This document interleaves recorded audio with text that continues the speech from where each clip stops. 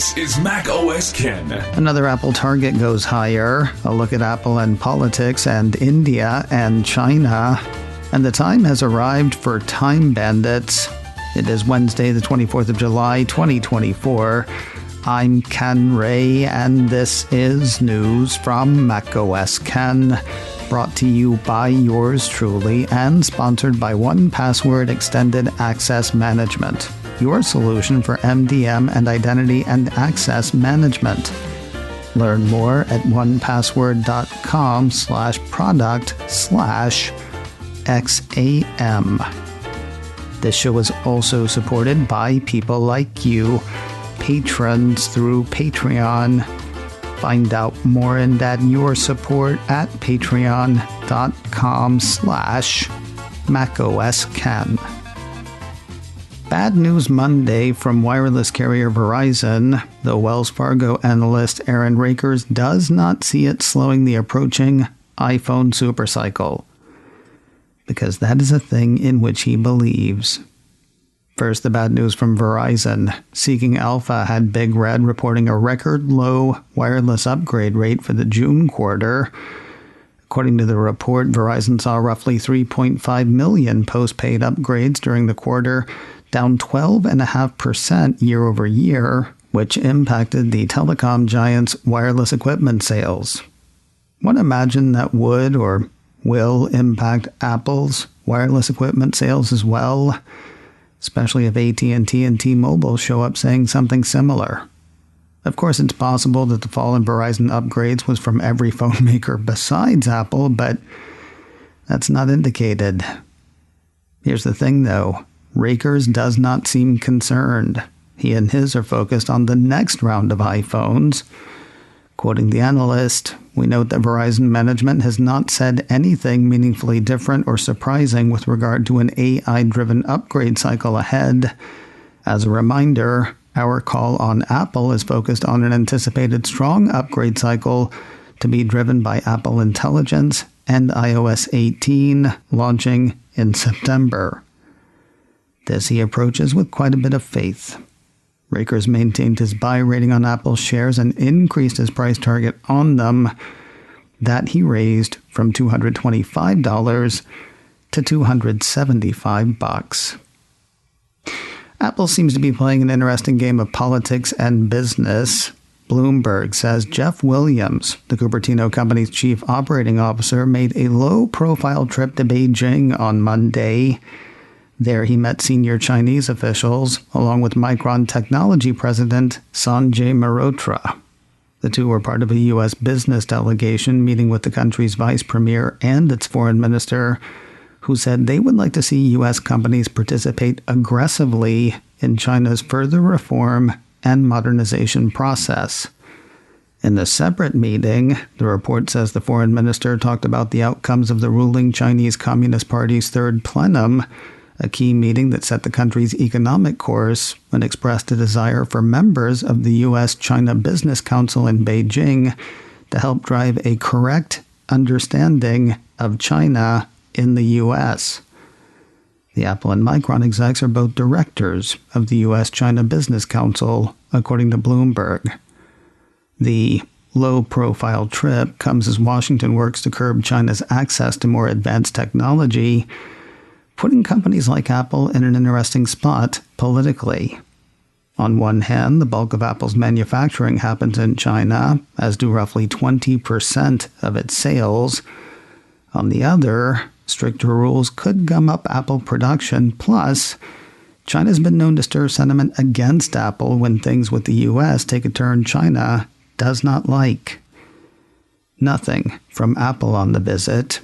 In fact, there's no mention of Apple and Micron execs in reports on the meetings from Chinese state media. However, both were seen in photos that accompanied reports of the meetings. I am reminded of a quote from the Edith Wharton novel, The Age of Innocence. They all lived in a kind of hieroglyphic world where the real thing was never said or done or even thought, but only represented by a set of arbitrary signs. Anyway, I hope Mr. Williams enjoyed the meeting. While Apple threads whatever needles are presented in China, things seem to be progressing well in its other manufacturing hub.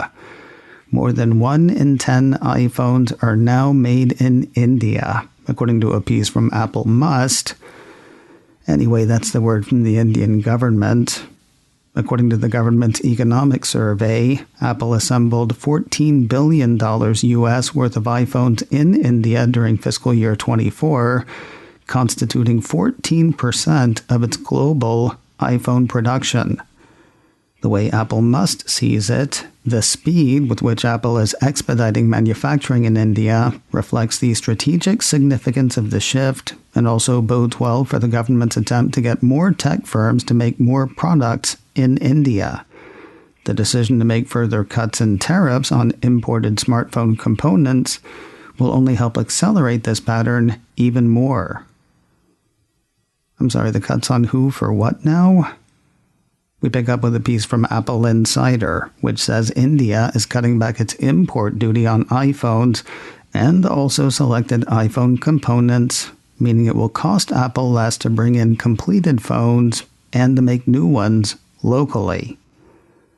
While cutting the import tax on components makes sense, the cut for finished iPhones is kind of surprising. Citing a Reuters report, Apple Insider has the Indian government saying that cutting the tax on phone chargers, printed circuit board assembly, and finished smartphones is in the interest of consumers. Maybe that's for Pro and Pro Max models? Despite the growth of manufacturing in India, Apple Insider says the Cupertino company still imports many finished iPhones.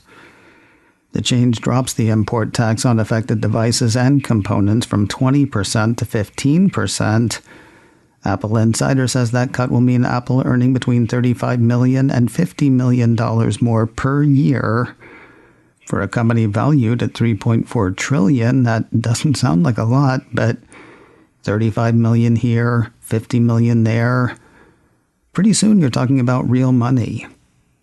And besides, China is not the only country where politics is being played. Tuesday was a big day for once and future operating systems. First, a few pieces from Mac rumors indicate that updates for current OSs are imminent.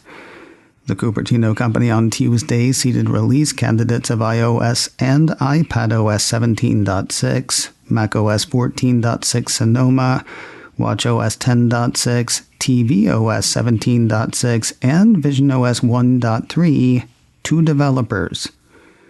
I honestly don't remember whether that'll go next to public testers or straight to public release, but I would imagine we will find out in the next day or so.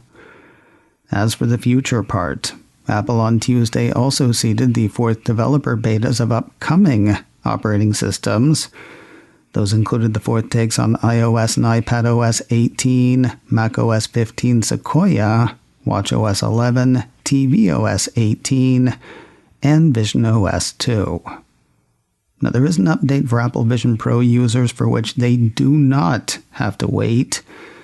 9 to 5 Mac says Apple on Tuesday rolled out a new environment for the headset, putting them at Norway's Lake Vrongla. Kind of beautiful, kind of desolate. Users can download it from the Environments tab of the Home view, according to the report. More news in a moment, but first a word from today's sponsor, 1Password Extended Access Management. I used to work on a TV show many years ago. The host and I would communicate by email throughout the day, meeting up a couple of hours before showtime. The TV station was kind enough to give us both email addresses, and neither of us used those. I used a macOS Ken address, and he used Gmail, Yahoo maybe. The point is, it was easier for us to work outside of the tools that we had been given, and we did what was easy. It's been a while, but I cannot imagine things have changed that much. It could be apps your IT people don't know your folks are using, maybe an old ID passed from user to user. Your IT people are great at the stuff they can see, but how do they see what they can't? That's one thing 1Password Extended Access Management helps them do. It puts all those unmanaged devices, unknown applications, and rogue identities under your control, making sure every user credential is strong and protected, every device is known and healthy, and every app is visible. 1Password Extended Access Management solves the problems traditional identity and access management and mobile device management miss. It is security for the way people work today. It's available now to companies with Okta and, coming later this year, to Google Workspace and Microsoft Entra. Check it out at onepassword.com/product/XAM.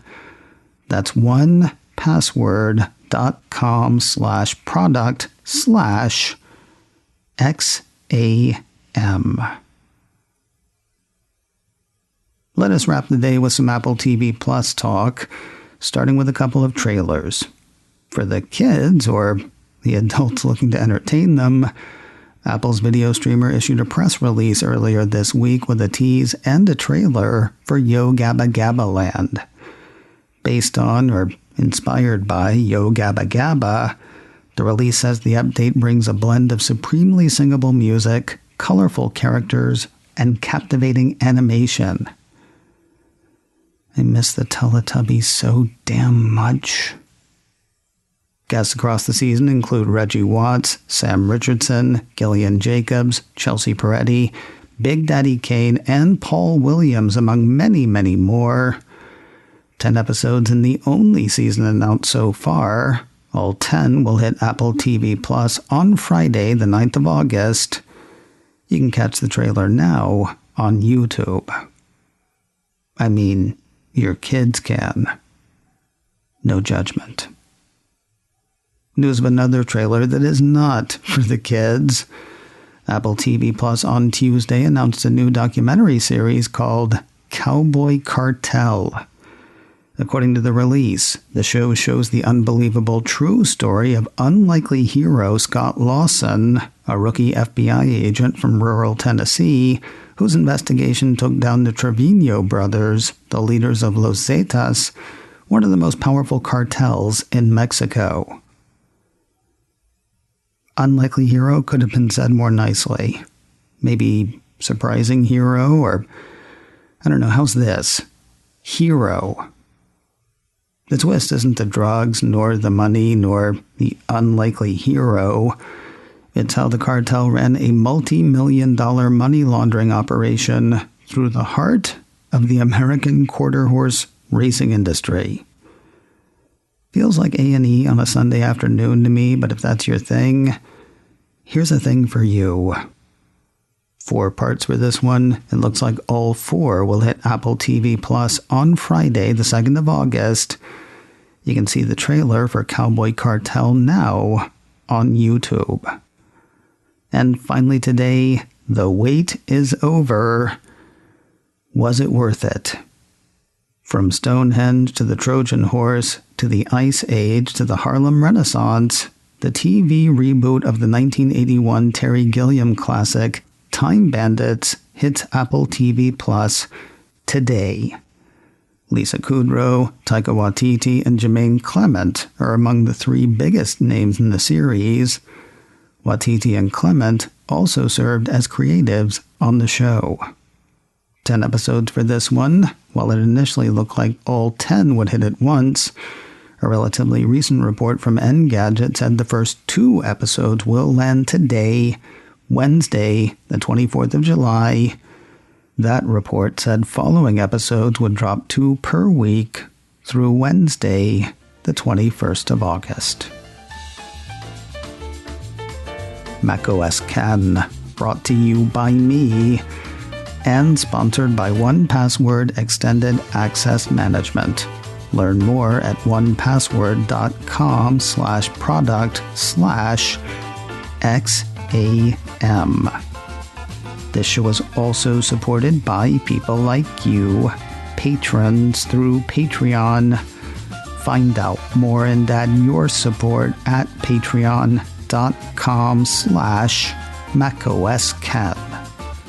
advertising handled by Backbeat Media, online at backbeatmedia.com.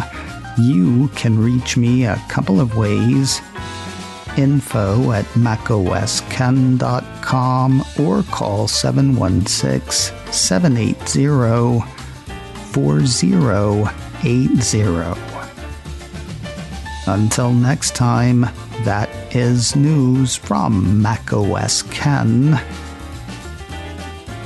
I'm Ken Ray.